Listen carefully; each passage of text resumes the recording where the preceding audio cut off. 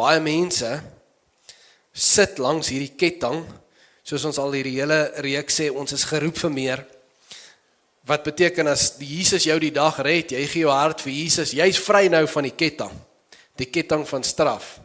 Jy's gered. Maar soveel mense bly sit langs hierdie ketting. En hulle leef nie vir die meer waarvoor God hulle geroep het nie. En een van die groot meer beginsels waarvoor die Here jou roep is, hy wil jou gebruik. Hy wil jou gebruik om spesiale dinge, nie net in jou lewe te doen nie, maar deur jou lewe.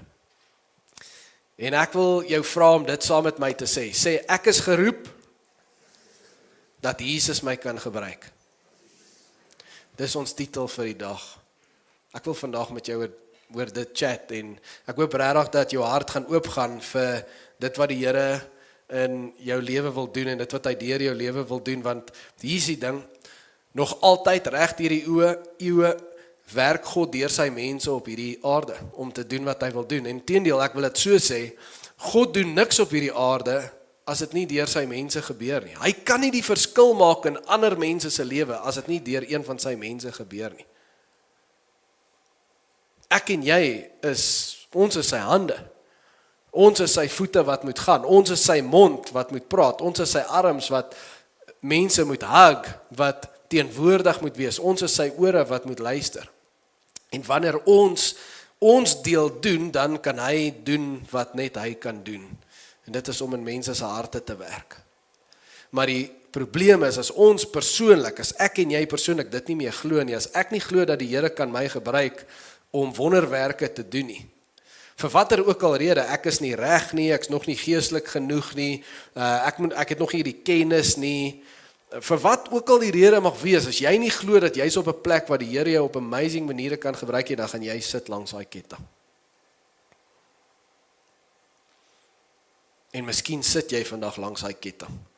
Dan is dit my gebed dat aan die einde van hierdie boodskap dat jy op sal staan en met alles in jou sal glo, die Here kan my gebruik, die Here wil my gebruik, en ek kies nou dat die Here gaan my gebruik as ek by hierdie deure uitloop. Want as jy dit nie doen nie, dan is daar twee goed wat die vyand by ons steel. Nommer 1, hy steel dit wat hy in ander mense se lewe wou doen. Daar's mense nou in jou wêreld wat die Here wil aanraak op 'n baie spesifieke en spesiale manier. En as jy nie glo hy wil jou gebruik nie, dan gaan jy nie toelaat dat hy jou gebruik nie. Jy gaan nie vir hom die geleentheid skep nie. En dan verloor daai mense wat die Here in hulle lewe wou doen, omdat jy nie na hulle toe gaan nie. En nommer 2, jy verloor die amazing voorreg van om saam met die skepper van die heelal te werk op hierdie planeet aarde. Jy's net vir 'n kort rukkie hier. En die Here roep jou, dis 'n roeping op jou lewe, elkeen van ons, dat die Here wil spesiale goed deur jou kom doen in ander mense se lewe. Dis 'n groot voorreg. Dit is die beste voorreg, die grootste voorreg wat daar is. Daar's geen besigheid sukses, geen geld wat jy kan bereik hier op aarde wat vir jou meer vervulling gaan gee as om gebruik te word deur die Here nie. Miskien is jy nou besig om klomp goed te jaag, en jy het al soveel bereik miskien, maar jy voel jy's meer, dalk moet ek nog iets doen, dalk is dit 'n hobby, nog 'n hobby in my lewe, want jy's leeg. Kan ek vir jou sê, wat jy soek, jy wil hê die Here met jou gebruik. Dis die leemte wat jy ervaar, jy soek purpose. En daar's niks beter as om deur die Here gebruik te word nie. Nou sê jy dalk, okay, Jacques, I'm sold. Hoe doen ek, wat moet ek doen? Ek bly jy vra. Ek gaan jou nou sê, nie die Bybel. En ek gaan vir ons lees uit Handelinge 3, as jy jou Bybel hier het, kan jy daar oopmaak, Handelinge 3. Ons gaan lees vanaf vers 1 tot vers 10, as jy nie jou Bybel hier het nie, kan jy saam volg op die skerm, aanlyn sal die skrif ook nou daar opkom. Is julle reg, Handelinge 3? Okay, kom ons begin. So dit begin so, het sê een middag, om 3 uur, die tyd van die gebed was Petrus en Johannes op pad tempel toe. So net gou daar wag, jy moet onthou, Petrus en Johannes en al die ander Jode wat tot bekering gekom het, hulle was nog steeds Jode gewees. En baie van hulle godsdiens het hulle behou, so vir die Jode was dit 'n gebruik gewees om 3 keer 'n dag te gaan bid by die tempel, 9 uur die oggend, 3 uur die middag, en dan voor sonsondergang. So hulle het nog steeds daai gebruike gehou, so hier is hulle net weer in hulle gewone dag, hulle is gewoon daaraan van seentjie af, om tempel toe te gaan, 3:00 die middag en te gaan bid. So hier gaan hulle om te bid. En net toe word daar 'n man aangedra wat van sy geboorte af 'n lam was. Sy mense het hom elke dag by die tempelpoort wat Mooi Poort genoem is, neergesit, om by die tempelgangers, die mense wat na daar kom bid, om by hulle te bedel. Toe hy vir Petrus en Johannes sien, net voor hulle in die tempel ingaan, het hy van hulle iets gevra, vra hy vir hulle geld. En Petrus en Johannes kyk toe stip na hom en Petrus sê vir hom, kyk na ons. Onthou daai woorde, kyk na ons. En toe kyk die manne hulle in die hoop, natuurlik dat hy iets by hulle gaan kry, dat hy geld gaan kry, nee. Maar Petrus sê, geld het ek nie, maar wat ek het, gee ek vir jou. In die naam van Jesus Christus van Nasaret, staan op en loop. Hy vat toe die man se regterhand en help hom op. Onmiddellik het sy voete en enkels sterk geword. Hierdie man het toe opgespring en regop gestaan en hy kon loop. Daarna het hy saam met hulle in die tempel ingegaan, terwyl hy geloop en gespring het en God geprys het. Al die mense het gesien dat hierdie man loop en God prys. Maar toe hulle besef dat dit hy is wat voor die tempel by Mooi Poort gesit en bedel het, was hulle baie verbaas en verwonder oor wat daar met hom gebeur het. So, Petrus en Johannes, soos hulle gewoond is, gaan hulle tempel toe, hulle gaan om te bid. En nou moet jy verstaan, hierdie ou sê dit was van kleins af, was hy verlam gewees, né? So van kleins af, seker maar van 'n sekere ouderdom, wat hulle nou gevoel het, hy kan nou bedel en vra vir geld, vat hulle hom, dra sy mense om, en hulle gaan sit hom daar by Mooi Poort neer. En dit sê vir ons, omdat Petrus en Johannes van kleins af tempel toe gegaan het, sou hulle al baie keer hierdie pad gestap het, deur Mooi Poort, en baie keer verby hierdie ou, 10 honderde kere, miskien duisende kere al verby hierdie seentjie geloop, wat nou 'n jong man geword het, wat verlam is, so hulle ken hierdie ou. So 10 meeste van hulle lewe, miskien nou en dan het hulle iets gehad, en gooi hulle dit neer, of meeste keer het hulle net aan die kant toe gekyk, hier is hy ou alweer, moenie, hy kyk jou, maar kyk net weg, loop verby. Maar vandat hulle 'n verhouding met Jesus het Jesus hulle geleer, hierdie key beginsel, luister hier, disipelskap, 'n key deel van disipelskap, is dat ek jou wil gebruik in mense se lewe. So ek wil hê, jy moet kyk na die nood, na die behoefte wat ander mense het, ek wil jy moet dit raak sien met my oë, en dan wil ek hê, jy moet daai behoefte dien, en dan sal ek op 'n spesiale manier werk. So hulle weet dit, Jesus het hulle dit geleer. Nou loop hulle weer verby daai ou. En nou is daar hierdie keuse, né? Want om iemand te wil dien is een ding, maar in so 'n geval wat jy sien, ek het nie die resources, ek het nie die power om hierdie behoefte aan te spreek nie. In die eerste plek het hy nie geld nie, in die tweede plek, wat gaan hy doen omtrent die feit dat die ou verlam is? So miskien wou hy, maar sy eerst een reaksie kon wees om net te sê, ek wil iets doen, maar ek kan niks doen nie, so ek maak net of ek hom nie sien nie en ek stap verby. Of aan die ander kant, kon hy sê, ek voel jammer vir die ou, ek wil iets doen, ek weet nie wat ek kan doen nie, want ek het nie nou by my geld nie, maar miskien kan God iets doen. Dis mos wat hy ons geleer het, deur die visies en die brood, miskien kan hy iets doen, as ek engage. So engage met hierdie ou, en die Here doen 'n wonderwerk. Wat leer dit ons? Ek dink die een groot ding wat dit ons leer is, ek hoef nie alles te hê nie. Ek hoef nie alles te hê om mense te help nie. Sien hierdie waarheid raak in hierdie storie. Petrus sê dit. Hy sê, ek het 'n tekort, ek het nie geld nie. En dis die eerste ding wat die ou hom vra, dit het hy nie. En dis so 'n belangrike prinsipel as jy uitgaan om vir Jesus 'n verskil te maak, want soveel mense het daai verskoning. Maar ek het nie alles wat nodig is om mense te help nie. So ek kyk na die issues in my vriende se lewe, as ek dink aan die issues in mense se lewe in Alberton, wat kan ek doen? Ek moet nog eers 'n bietjie groei, sê baie mense, as 'n Christen. My geloof moet nog eers bietjie groter word. Ek moet nog eers meer kennis kry. Miskien geld. Dan sal ek gaan om mense te help. Ek moet nog eers bietjie langer in die kerk wees. Dan sal ek gaan om te probeer om mense te help. Maar op hierdie stadium, daar's net te veel tekort wat ek het aan die issues wat ek sien, so ek gaan eerder net verbyloop en maak of ek dit nie sien op hierdie stadium nie. Kom ons sê Petrus het hierdie geld gehad. Kom ons sê hy hierdie geld gehad en hy loop verby, hierdie ou vra vir geld, okay, ja, hier's 'n R5, dan sê hy, en hy gaan aan. Dis nie wat die Here daai dag wou doen nie. Dis nie wat die Here daai dag in daai ou se lewe wou doen nie. Inteendeel, ek wil dit so sê, die tekort was miskien nie die Here dit so beplan dat hy nie daai dag geld by hom sal hê nie. Want dis 'n baie groot beginsel wat jy moet weet in jou lewe. Partykeer lei die Here ons deur dit wat hy voorsien, maar ander kere lei die Here ons deur dit wat hy weerhou. Sometimes God guides by what he provides, other times God guides by what he withholds.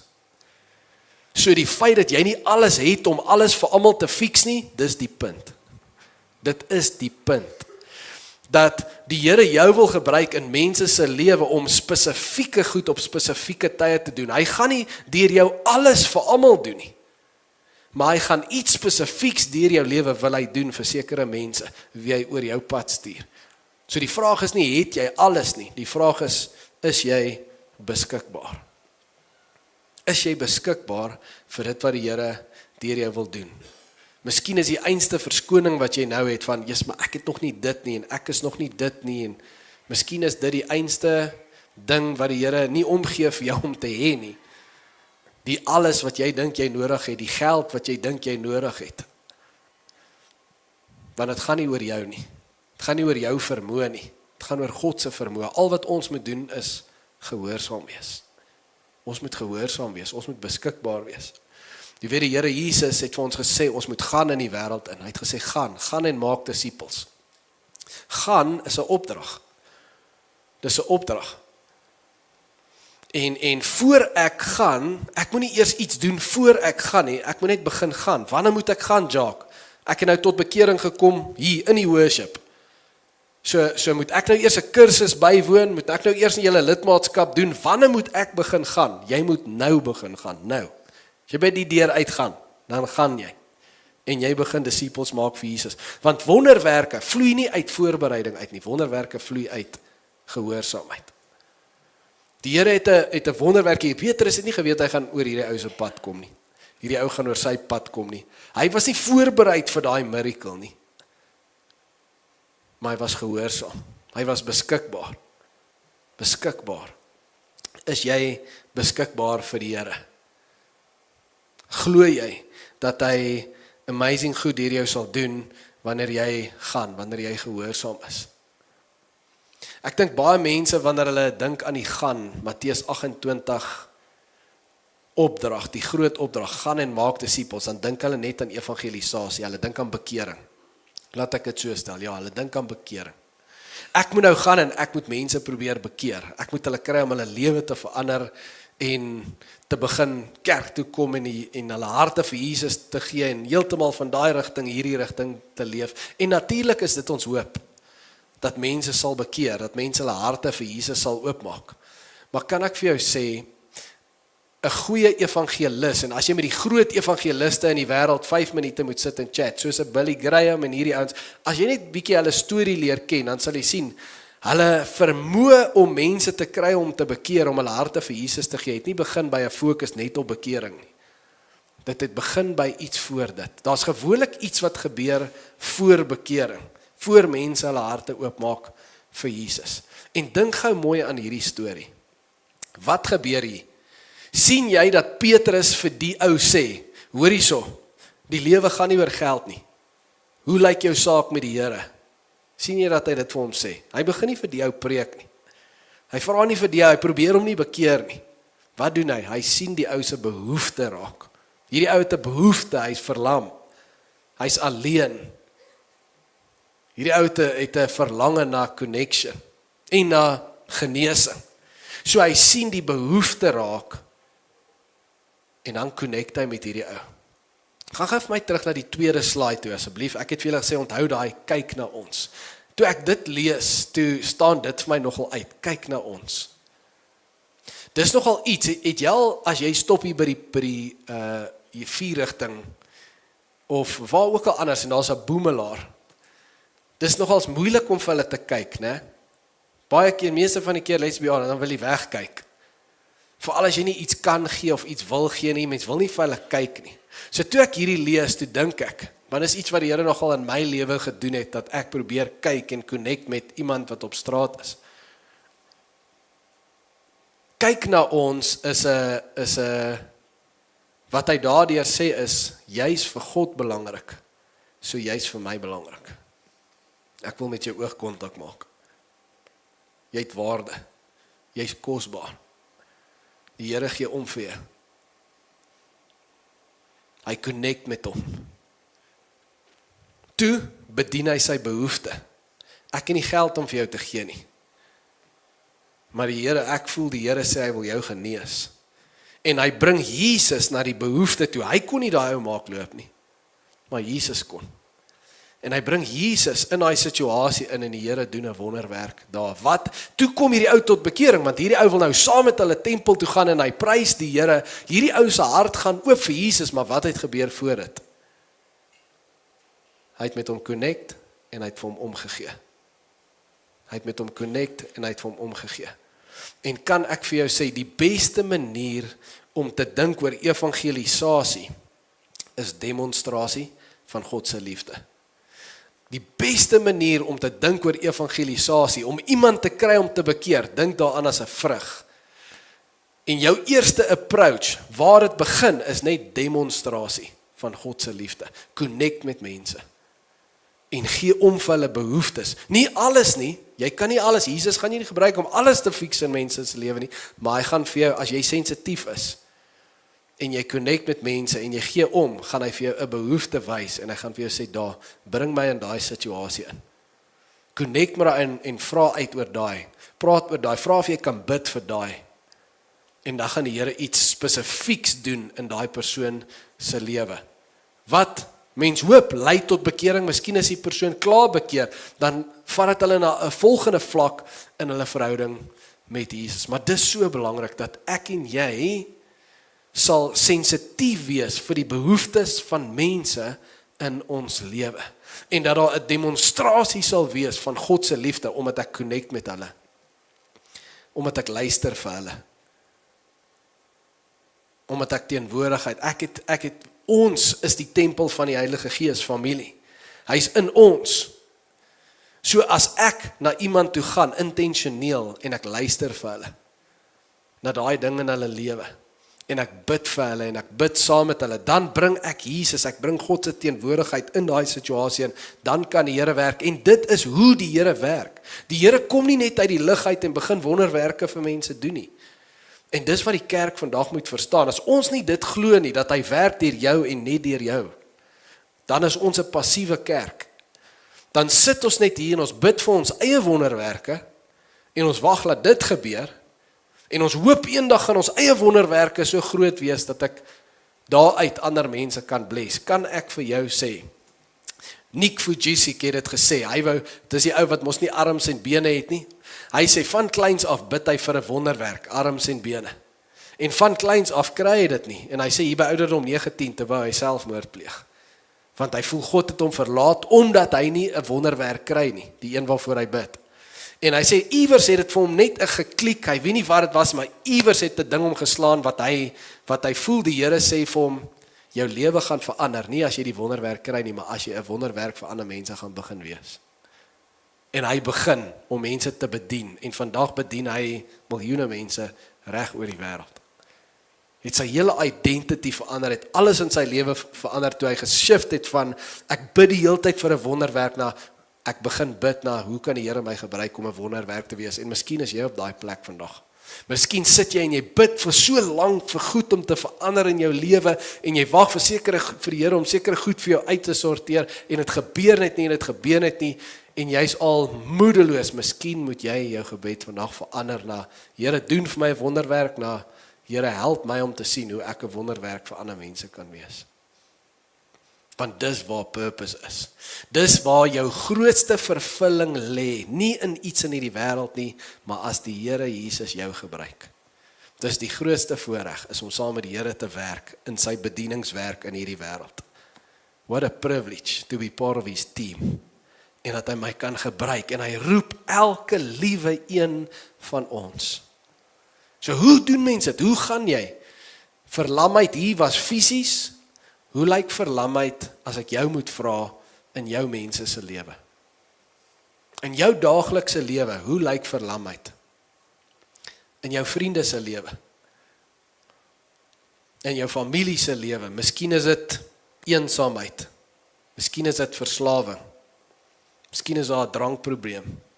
Miskien is dit skuld. Miskien is dit finansiële druk. Miskien is dit 'n huwelikskrisis. Of issues in die familie. Hoe sê hulle, elke huis? Almal van ons het issues. Almal van ons het goed. En as die kerk net weer kan begin opstaan, nie wegskram van die issues nie. Want dit, gehoorsaamheid vra iets van ons, né? Dit vra dat jy eerstens nie selfgesentreerd lewe nie. En vandag is dit so 'n groot issue, omdat ons so besig is, het ons nie energie vir ander mense nie. Ek wil nie ander mense se moeilikheid sien nie, want ek het my eie, en ek bid die hele tyd vir my eie moeilikheid, en daarom is ons, ek wil amper sê, sulke weak evangeliste, want ons is nie gefokus op die demonstrasiewerk van sy liefde nie, ons connect nie, en gee nie om vir ander mense nie. Ek bid, ja, ek loop verby al die verlamheid, terwyl ek bid vir my eie wonderwerke, en ek mis wat die Here wil doen, en is net daar waar my eie wonderwerk is, want as jy iets vir iemand doen, imagine ek sê nou vir jou, ek stuur jou nou, gaan Spar toe, daar sit iemand, hulle is verlam, en ek sê vir jou, as jy vir hulle sê, staan op en loop, vandag gaan hulle loop, imagine jy doen dit en dit gebeur, sal dit nie jou lewe verander nie. En die goed waaroor jy nou dalk voel, yes, hierdie ding is besig om my so af te trek, sal daai ding nie ligter word op jou skouers nie. Nou kan ek vir jou sê, die Here wil sulke goed doen deur jou lewe. As jy nie so fokus op daai ding op jou skouers nie, gooi daai ding af. Die Here sê, as jy eers fokus op die koninkryk, hy weet jy daai ding nodig. Hy gee om vir jou, hy sal daai goed vir jou uitsorteer. Maar jy's nie hier vir die goedjies nie. Jy's hier om saam met die Here 'n verskil te maak. Wees net gehoorsaam. Wees net gehoorsaam. Wonderwerke vloei uit gehoorsaamheid. Voor ons afsluit wil ek net vir jou wys. Gaan vir my terug na die laaste slide van die skrif toe asseblief. Hierdie is vir my so cool gewees toe ek weer deur dit lees. Dit sê al die mense het gesien dat hy loop en God prys. So hier sien mense, hier's 'n ou, hy is nou net iets goeds het met hom gebeur, hy's happy, hy is op pad kerk toe, hy bid, dis altyd lekker om te sien as iemand worship en hulle is dankbaar, maar toe, wat gebeur toe?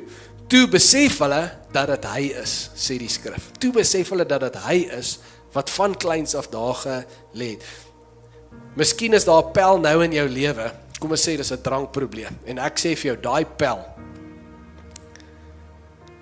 wat as ek vir jou sê, môre, gaan jy hom sien en sy hele lewe het verander.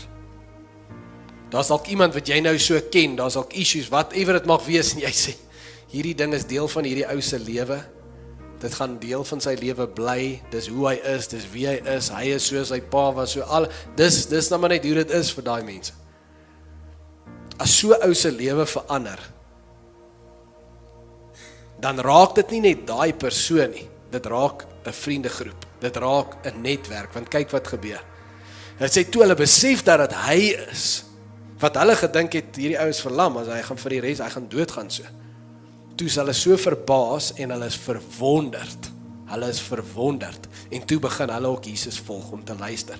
Wat doen hy, wat sê hy, hoe gebeur hierdie? En hulle harte gaan oop vir die Here.